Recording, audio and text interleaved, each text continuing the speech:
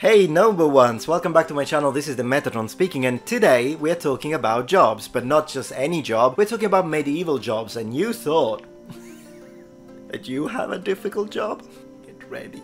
Job number 1, galley rower. Now, despite the common belief that rowers on medieval galleys were slaves, criminals or prisoners, this view is more consistent, which is most likely coming from sort of the Renaissance period. Until the mid-16th century, the crews of rowers on warships sailing the Mediterranean were predominantly free men, called Bonevoglie in the Maritime Republics and Italian powers, and Buenasboyas in Spain. Initially, the Bonevoglie were young volunteers between 18 and 40 years old, but as it was an incredibly tiring, burdensome and dangerous job, which also required staying at sea for long periods, their recruitments became increasingly complex. In Venice, for example, when volunteers began to run short, they started recruiting rowers called Zontaroli, citizens conscripted by drawing lots among those who were members of the trade guilds or corporations. Now, even though this sort of worked at first when it comes to like covering the sort of demand that we had for, all of these ships that needed to be manned, the Zontaroli actually didn't work very well, because these were mostly people that, being just randomly selected, they had zero experience when it comes to life at sea, and so therefore they didn't really do a great job. Also, another thing that happened, which shouldn't really surprise you if you're familiar with how, for example, medieval knights were recruited, is that sometimes guilds that didn't want to give up on their own workforce, they agreed to instead pay a tax whenever some of their people were going to be randomly selected to become Zontaroli, so once again rowers for ships. And the reason why I say this should sound familiar, because it's how some medieval knights, particularly nobles, managed to avoid to sort of go and serve their king annually during like campaigns. They would just pay a tax so that they wouldn't have to do that, and then the tax was used by the king to pay for mercenaries instead. Now, due to the fact that specifically in Venice this idea of "I'll just pay the tax" became very popular, because of course the guilds were very profitable at this time, so they absolutely had the money, and it was in fact financially advantageous to them to just pay the freaking tax and don't lose the workforce, which makes us more money in the long run. What the Venetian republics resorted to was to instead starting hiring free volunteers again, not only from Venice but also from the Dalmatian coasts. In any case, a general increase in the average standard of living made it increasingly difficult to find personnel willing to be hired for rowing, and those responsible for the Mediterranean navies began to employ another expedient. Check this one out, because it's insane. Recruiters who needed to get rowers for their ships decided to start visiting all of these taverns and gambling houses in port cities. Now, what they would do, they would examine the situation, and whenever someone was like losing or were in need of loan, or people who were absolutely addicted to both either gambling or alcohol, well, they would give them a loan. But these would be written down with very unfair contracts, but since these people were mostly desperate, they would accept it. But then, since the span of time that they were given to actually finally have the money and give it back, of course, would be too short on purpose, and then they didn't have the money, then these contracts would have a little clause which would say, if you can't pay my money back, well, then you have to pay it by working on the ships as a rower or a Bonevoglie. Smart bastards. According to Guglielmotti, in the 19th century in southern Italy, the memory of these activities was still indirectly present, though the idiomatic expression in response to those who required an excessive economic commitment, "Do you then want me to have to sell myself to the Venetian?" still remains. Bartolomeo Crescenzio writes in 1607 that the situation was getting so bad when it comes to this activity and this specific manner of recruiting rowers for ships, that even the papal navy was having basically now just a bunch of vagabonds that, due to hunger or gambling, were forced to row for the ships. And he also tells us that the best instead at doing this, so at rowing, would be either the Spaniards or the Neapolitans. The increasingly overbearing eruption of piracy organized by the Ottoman Turks onto the Mediterranean scene led to an ever-growing demand for personnel on the galleys,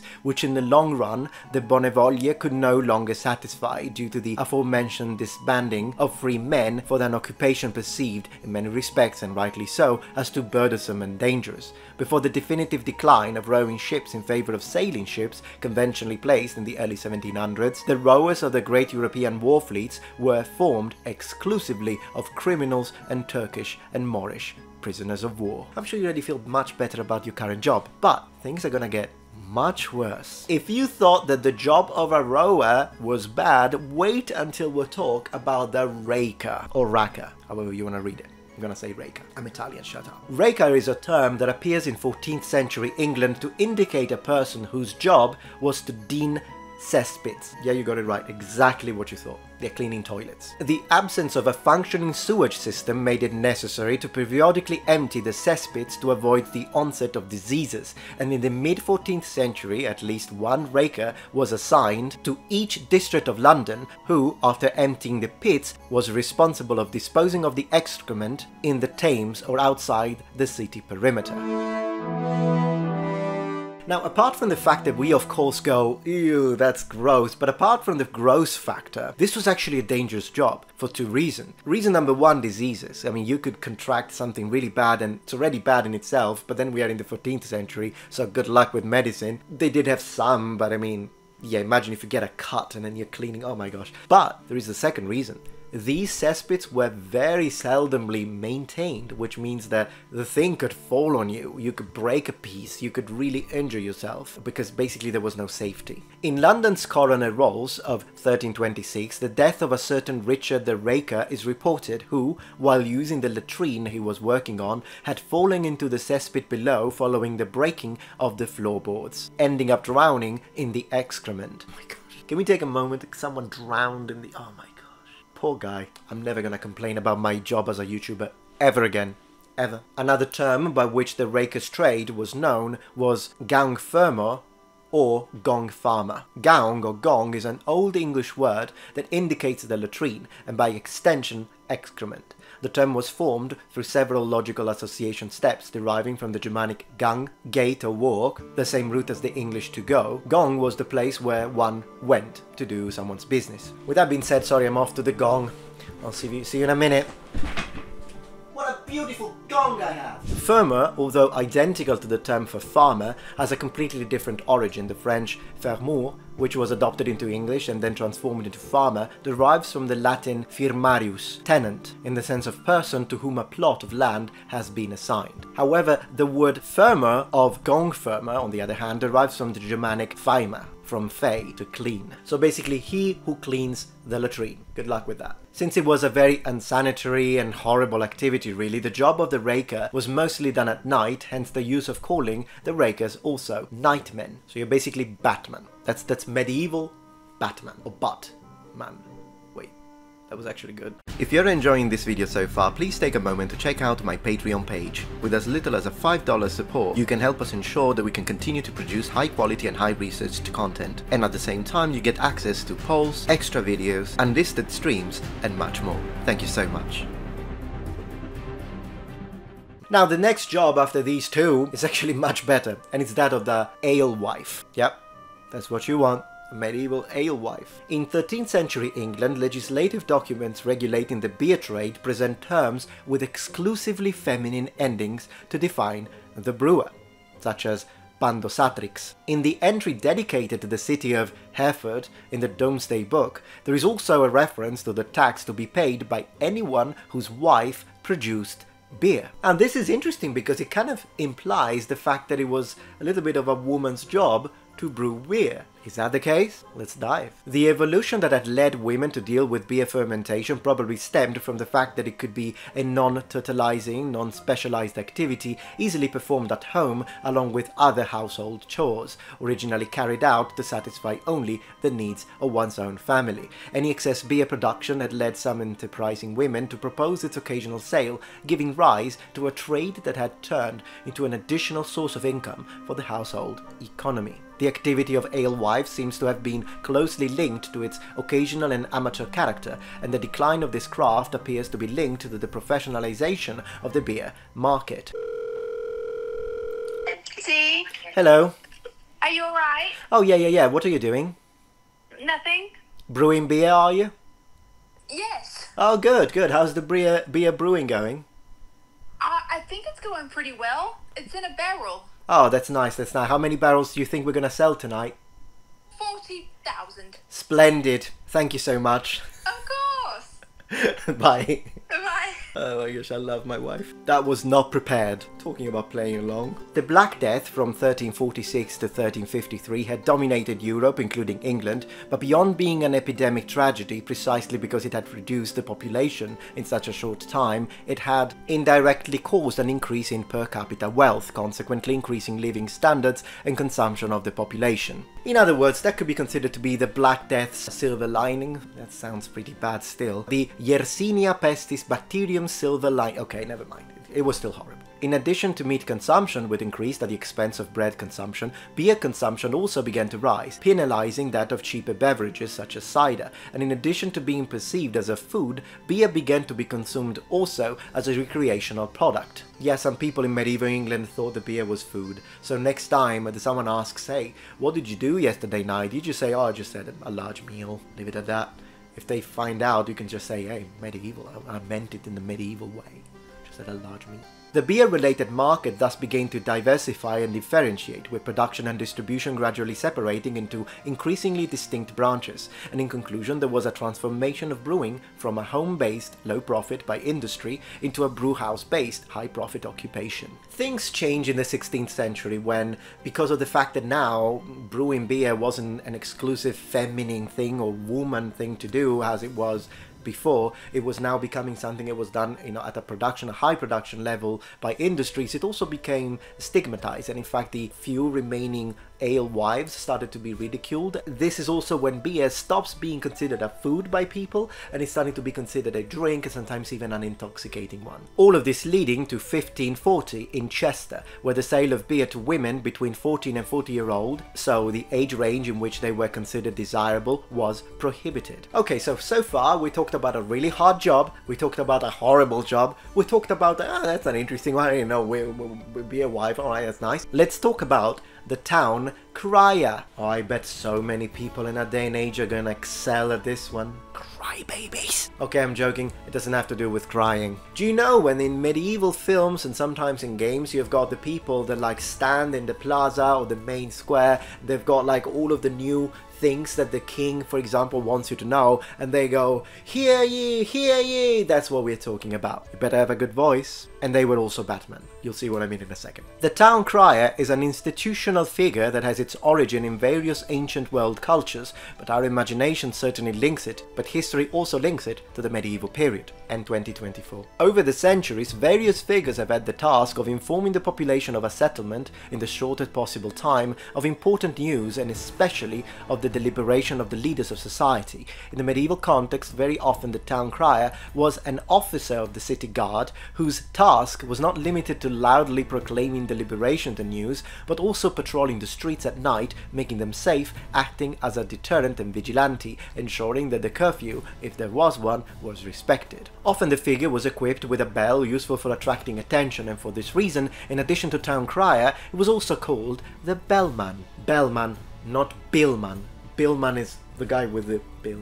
Yeah, bellman. In the Anglo-Saxon world, the figure of the town crier was probably introduced following the Norman conquest. The first depiction of town criers with bells is on the Bayeux tapestry, represented while accompanying the coffin of Edward the Confessor, and we know that following the Battle of Hastings, William the Conqueror sent town criers to the main centres of England to announce his victory to the population. Another clue to the Franco-Norman origin of the English town crier is his traditional cry, "Oyez," the plural imperative of the Franco-Norman "Oyez," from the French ouïr, to listen, to hear. Let's talk now about the water carrier. During the Middle Ages, drawing from wells and drinking water springs in small villages was framed among the domestic activities performed by women or children, but in the larger centres of the late Middle Ages, the increasing population density, together with the arrangement of the sources used for supply, led to the birth of the trade of a water carrier, whose job was to bring water from the nearest source, be it an artificial conduit, a cistern, or a river, to the homes of private individuals. Whenever we read the medieval sources, we see that the job of the water carrier is in fact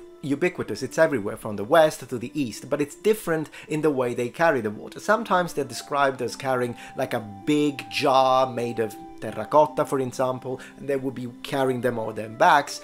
But another type, which I know you have seen somewhere in the old cartoons or games, is having two buckets of water connected with a yoke on their shoulders. Yes, they existed. The job of water carrier could be riskier than one might think, because several factors could make it very difficult to adequately meet customer demand. The progressive pollution of riverbanks, which often saw the indiscriminate dumping of organic waste, could make it impossible to supply directly from there, and in centers near river mouths, sometimes the occurrence of particularly high tides made the water salty. Yeah, mine is not salty. Good water carrier. This of course could become even more problematic with times of drought, when water tended to be scarce in cisterns and artificial conduits. All of this led to disputes between carriers, which could even turn into violent clashes, and in 1300s London, edicts were issued to expressly prohibit the use of weapons by the cobs, the London water carriers, to gain the first places at the drinking water dispensers. Can you imagine that? Today we are thinking of like gangs fighting over territory.